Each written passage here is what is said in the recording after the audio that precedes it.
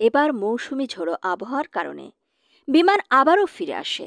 তখন পাইলট নিজেই বলেন, আল্লাহর কসম, আমি আর উড়ব না যতক্ষণ না আমের প্লেনে ওঠেন।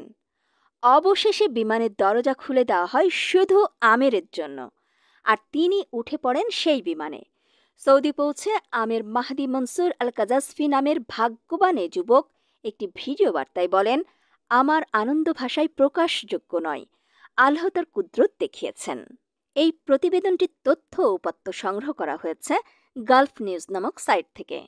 প্রতিবেদনটি ভালো লেগে থাকলে আমাদের খবর রূপান্তর ফেসবুক পেজটি ফলো করুন এবং আমাদের ইউটিউব চ্যানেলটি এখনই সাবস্ক্রাইব করুন।